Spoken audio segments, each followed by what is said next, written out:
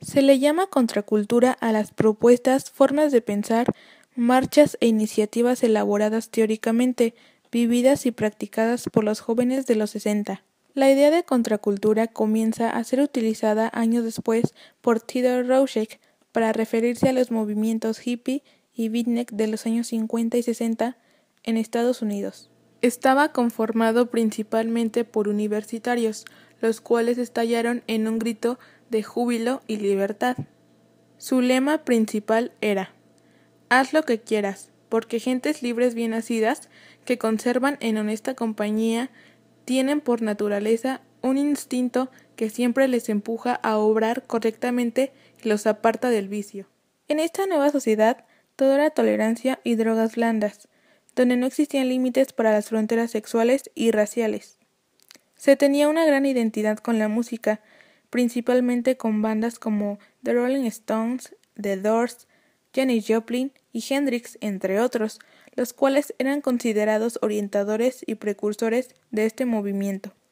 Desde entonces, la noción de contracultura ha servido para denominar a toda expresión cultural que surge como alternativa a la cultura dominante o hegemónica. Sin embargo, hay quienes, para hacer referencia a manifestaciones culturales con más o menos las mismas características, prefieren usar el concepto de cultura underground. La contracultura también presenta las siguientes peculiaridades. En ella no necesariamente está asumida una postura política o ideológica. Su anacronismo y su forma de manifestarse suele ser solo el reflejo de un descontento generacional. Su efectividad debe estar sujeta, en la mayoría de las veces, a cierta transitoriedad, ya que de lo contrario puede empezar a sufrir un desgaste en su forma de reivindicarse e ir adquiriendo la aquiescencia de la sociedad y de la cultura hegemónica. Movimientos estudiantiles de 1968. El movimiento estudiantil de 1968 fue un movimiento social en el que, además de estudiantes de la UNAM y el IPN, participaron profesores, intelectuales, amas de casa, obreros y profesionistas en la Ciudad de México. Gracias a la acción gubernamental, al pretender ocultar información, no se ha logrado aclarar exactamente la cantidad oficial de asesinados, heridos, desaparecidos y encarcelados. La fuente oficial reportó en su momento 20 muertos, pero investigaciones actuales deducen que los muertos podrían llegar a varias centenas y responsabilizan directamente al Estado mexicano. El 22 de julio de 1968, un incidente de fútbol americano entre la Vocacional 2 del IPN y la Preparatoria Isaac Ochoa Terena, incorporada a la UNAM, termina en una gresca. El cuerpo policíaco de granaderos es quien disuelve a la turba, deteniendo a varios estudiantes e incursionando dentro de las instalaciones de dicha vocacional. Entre el 26 y el 29 de julio de 1968, varias escuelas entran en un paro de labores. Los granaderos y el ejército entran a varias escuelas, entre ellas la Prepa 1, donde fue destruida mediante un bazucazo su puerta tallada en el siglo XVIII. El 30 de julio de 1968, el rector de la UNAM, Javier Barros Sierra, en Ciudad Universitaria, condenaría públicamente los hechos izando la bandera mexicana. A media asta y con un emotivo discurso se pronunciaría a favor de la autonomía universitaria y exigiría la libertad de los presos políticos, refiriéndose a los estudiantes detenidos de la Prepa 1. Ese mismo día encabezaría la marcha por la Avenida de los Insurgentes, donde surge un lema muy común utilizado por el movimiento estudiantil: Únete, pueblo. El 26 de agosto de 1968, una multitudinaria marcha se dirige al Zócalo capitalino. Es la primera ocasión en que se insulta públicamente al presidente mexicano, Gustavo Díaz Ordaz. Al finalizar la manifestación, uno de sus líderes se pronuncia a favor de quedarse a esperar una respuesta del gobierno. A escasos días del informe presidencial, la madrugada del 28 de agosto de 1968, se abren las puertas del Palacio Nacional, de donde salieron tanques del ejército para dispersar a los manifestantes. El 13 de septiembre de 1968 tiene lugar la Marcha del Silencio, donde los manifestantes marcharon con pañuelos en la boca. El 18 de septiembre de 1968, el ejército invade la ciudad universitaria de la UNAM y el 24 de septiembre invade el casco de Santo Tomás, que es la sede del IPN.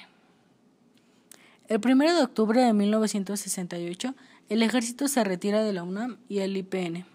El 2 de octubre de 1968, un día después de la salida del ejército de los campus de la UNAM y del IPN, miles de personas se reunieron en la Plaza de las Tres Culturas en Tlatelolco. Mientras tanto, el ejército vigilaba, como en todas las manifestaciones anteriores, que no hubiera disturbios, principalmente porque el gobierno tenía temor de que fuera asaltada la torre de la Secretaría de Relaciones Exteriores. Por su parte, miembros del Batallón Olimpia, cuyos integrantes iban vestidos de civiles con un pañuelo o guante blanco en la mano izquierda, se infiltraban en la manifestación hasta llegar al edificio Chihuahua, donde se encontraban los oradores del movimiento y varios periodistas.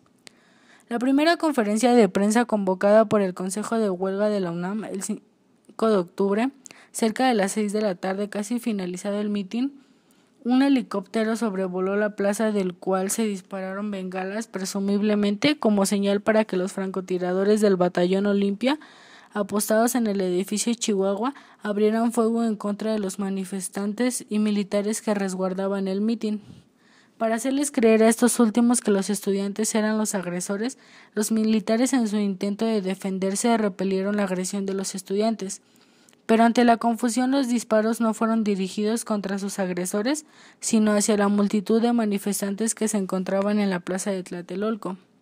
Muchos manifestantes que lograron escapar del tiroteo se escondieron en algunos departamentos de los edificios aledaños, pero esto no detuvo al ejército, que sin orden judicial irrumpieron a cada uno de los departamentos de todos los edificios de lo que conforma la unidad Tlatelolco, para capturar a los manifestantes. El gobierno mexicano manifestó en el 68 que fueron solo 20 muertos, pero tras 3 años más tarde, la escritora Elena Poniatowska, en su libro La noche de Tlatelolco, publicó la entrevista de una madre que buscó entre los cadáveres a su hijo y reveló que por lo menos había contado 65 cadáveres. El sábado 12 de octubre de 1968, el presidente mexicano Díaz Ordaz inauguró los 19 Juegos Olímpicos, bautizados como la Olimpiada de la Paz. En ese momento, un grupo de manifestantes lanzó sobre el palco presidencial un papalote de color negro en forma de paloma, en repudio por la matanza del 2 de octubre. También en este mismo año ocurrieron más marchas en otros países, como el movimiento estudiantil que sacudió Francia en mayo de 1968. Fue un gran movimiento popular que orilló a De Gaulle a renunciar a su gobierno. Las protestas en Alemania, encabezadas por el anarquista Rudi, tuvieron una diferencia con respecto a las que se registraron en el resto del mundo. Los padres fueron confrontados y cuestionados por su pasado nazi.